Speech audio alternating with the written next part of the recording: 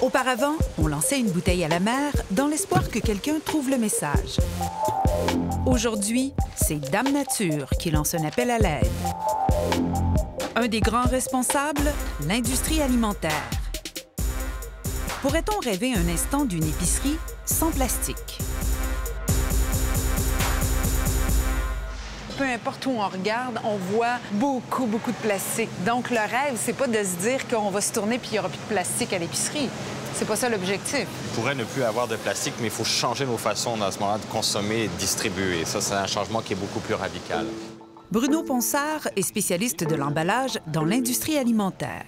Il ne faut jamais oublier que l'emballage a sa raison d'être pour protéger, contenir, conserver, puis la partie praticité.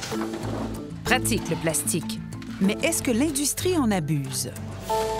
Est-ce que tous les aliments dans le frais comme ça ont besoin d'une protection aussi importante? Pas nécessairement. Cet emballage-là n'est peut-être pas nécessairement le mieux adapté pour améliorer la conservation des produits alimentaires. Marc Fortin est lobbyiste et représente les grandes épiceries. Oui, ça fait plus d'emballage, plus de plastique, mais ça fait moins de gaspillage alimentaire.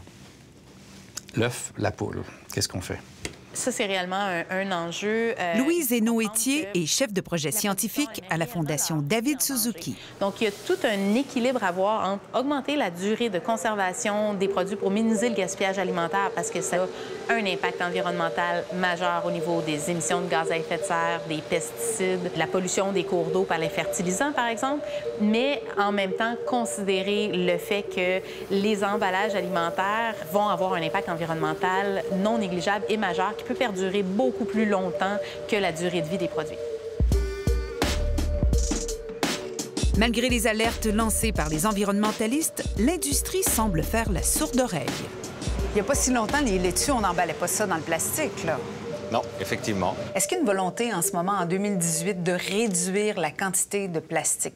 Oui, il y a beaucoup d'initiatives qui sont mises en place, entre autres les sacs de plastique, une grande réduction qui a été faite depuis 10 ans. Pourtant, quand on regarde les chiffres, il y a une augmentation de l'utilisation du plastique dans l'emballage en épicerie.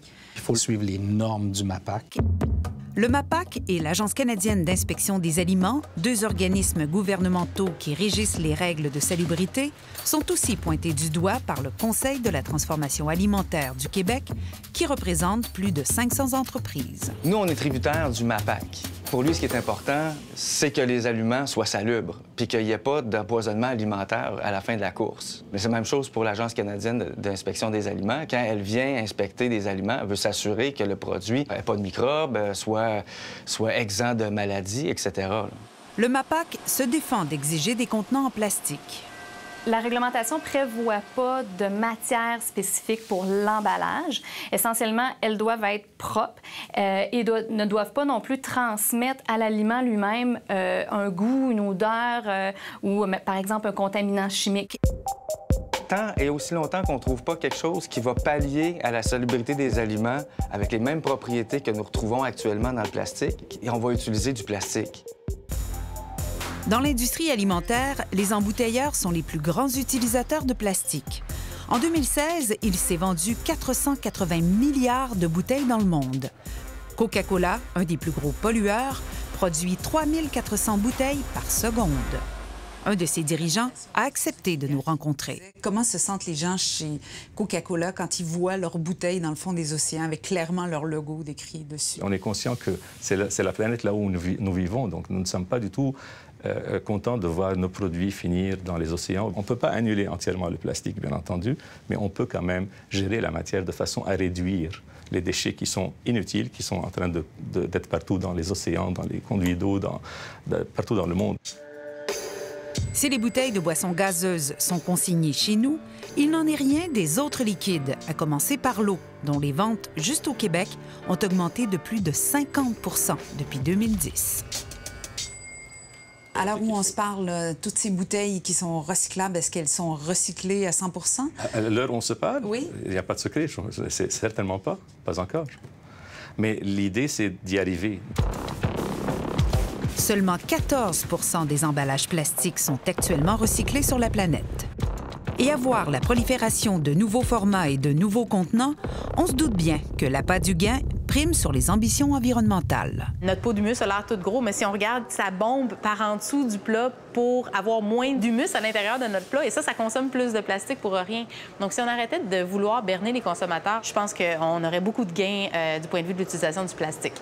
Là, dans les yogourts, on nous dit que vous êtes mieux d'acheter les grands contenants que les petits parce que vous utilisez moins de plastique. Mais les gens ne savent pas que les petits contenants, c'est pas nécessairement recyclable. C'est du polystyrène, donc le numéro 6. Donc ça, c'est un défi en termes de recyclage, effectivement. Il devrait y avoir des politiques encadrantes qui interdisent la mise en marché de matières qui ne sont pas recyclables, particulièrement pour les petits volumes. Mais encore faut-il savoir ce qui est recyclable ou pas. Est-ce qu'on peut le recycler ou pas? Ça, c'est fascinant aussi, hein? Ça prend presque un doctorat pour savoir. Ah, ben oui, c'est ça. Ça, ce serait bien que ce soit un peu plus uniformisé aussi, hein? Recyclage ou consigne, gaspillage ou environnement, argent ou conscience.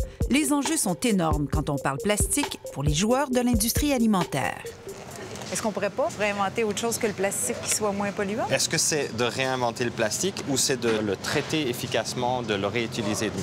Si on est capable d'avoir des emballages techniques et en bout de ligne, de les réutiliser, de les recycler, d'avoir des fins de vie efficaces... Le cycle parfait, là, on est gagnant.